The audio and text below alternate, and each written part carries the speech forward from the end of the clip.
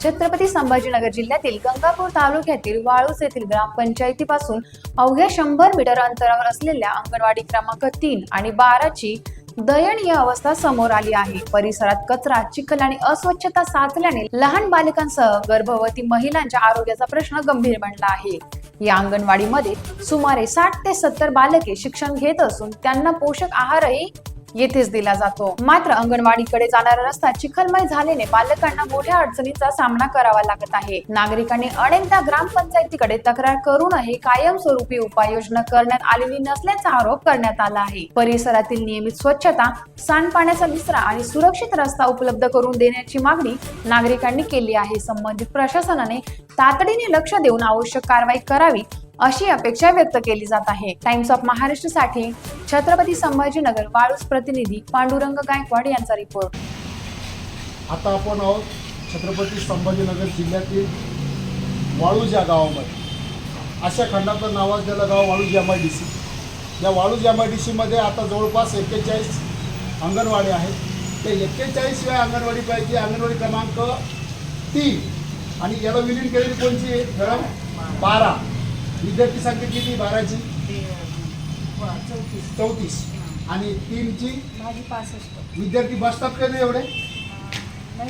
बसतात म्हणा, अंगणवाडी मोठी आहे, ऍडजस्ट होतं ना? हो बरं। आता ही सध्या आपल्या समोर जी दुर्गंधी आहे, या दुर्गंधीवरती आपल्या माध्यमातून काही पत्रव्यवहार आपले झालेले आहेत का? हो झाले। काय पत्रव्यवहार केले आपण? आम्ही सांगितलं की बाहेर परिसर स्वच्छता आहे, अस्वच्छता आहे, त्याच्यानंतर लाभार्थी पाठवायला तयार नाही आहे। माता भगिनी म्हणतात इथली घाण उचला आणि हा कचरा साफ करा, आमची मुलं आणून बसवायला काही नाही, पण त्यांना खाताना सुद्धा माशा, मच्छर, ही दुर्गंधी, त्याच्यानंतर गेटमध्ये सुद्धा परिसर स्वच्छता। आपल्या विभागातून आतापर्यंत पत्रव्यवहार किती झाले? त्याच्यावरती ग्रामपंचायतीने, जिल्हा परिषदेनं काय तुमचा विचार काय करा त्याच्यावर? कुठला विचार झालेला नाही? आतापर्यंत पत्रव्यवहार झाले? बरं, आता या ठिकाणी गरोदर महिला येतात, हा 8 महिन्याच्या, 7 महिन्याच्या, 9 महिन्याच्या गरोदर माता येतात। त्यांना चालायला किती अडचण होती इथं? मुलांना सुद्धा चालता येत नाही, ह्या बालकांना सुद्धा चालता येत नाही ना? पाय घसरून पडले, एक मुलाला टाके पडले। तुम कहाँ रहते हैं? ये घर के सामने रहे। अच्छा, इसका आपको क्या मतलब क्या प्रॉब्लम आता है इतना? इतना बोले तो हमको चलने को जगह नहीं, पानी को जाने को जगह नहीं, बहुत परेशान हो गया। और ये सुबह बच्चे आते तब उनको भी वैसे तकलीफ है, जो हमको तकलीफ है वो बच्चों को बहुत तकलीफ है। बच्चों को भी तक। क्या नाम है आपका? सुरैया। सुरैया, कहाँ रहते आप? भी यहाँ पे। तो अभी आप क्यों आए थे यहाँ भी? नोंद करने की, बच्ची की नोंद करने को? हाँ, गरोदर। डिलीवरी की है? नहीं गरोदर। गरोदर है। हाँ। अभी तकलीफ हुआ कुछ आपको यहाँ? हो गया ना तकलीफ? अच्छा, आप किस लिए आए थे यहाँ? नोंद करने के लिए आए थे ना? कुछ तकलीफ हुआ यहाँ? हे बघा, हे वाळूस गाव आहे, MIDC चा प्रशस्त एरिया आहे आणि या ठिकाणी या गरोदर माता म्हणजे उद्याचं भविष्य यांच्या हृदयातून बाहेर येणार आहे।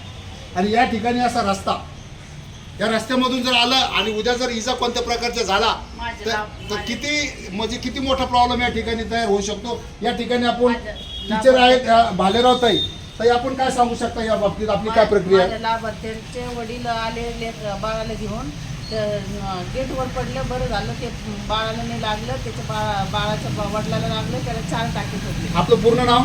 माझं नाव मंगल विठोबा साबळे। ताई आपलं पूर्ण नाव काय? वैशाली राजेंद्र भावसार। टाइम्स ऑफ महाराष्ट्रासाठी पत्रकार पांडुरंग गायकवाड यांचा रिपोर्ट। माझं नाव सुवर्णा संतोष गुंजाळ। गुंजाळ, कुठं राहता आपण?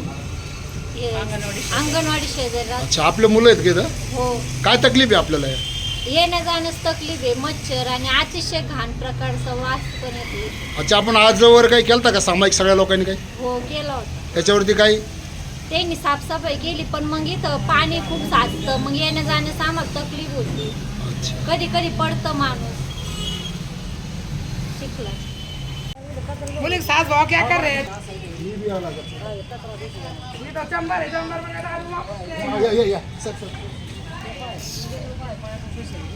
देखो बच्चे पानी ला रहे हैं हमारे, कैसे पानी ला रहे हैं, कैसे पीएंगे पानी? मत करो का चंबर जाम डाले, गाड़ी वालों को दम नहीं है। पानी हे आहे वाळूस, अशा खंडाचं नाव असलेली MIDC आणि त्या अशा खंडातलं गाव, या गावची दुर्दशा पहा। या ठिकाणी आहेत माझी ग्रामपंचायत सदस्य मीराताई। मीराताई, काय सांगू शकता आपण या बाबतीत? काय सांगत जवळ अंगणवाड्या, एक सोडून 2 अंगणवाड्या, रोज लेकरं जेवतात, त्या माणसं उठून त्यांच्यापर्यंत जातात. आपण पत्रव्यवहार काही केला का?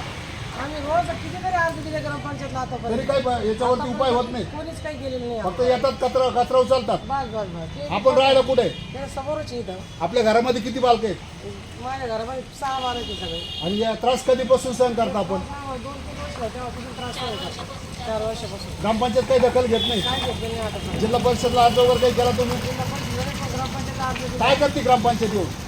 काय नाही फक्त करू पण त्याचे कचरा उचलतात बस. फक्त आश्वासन देतात. बस कचरा उचलून घेतात.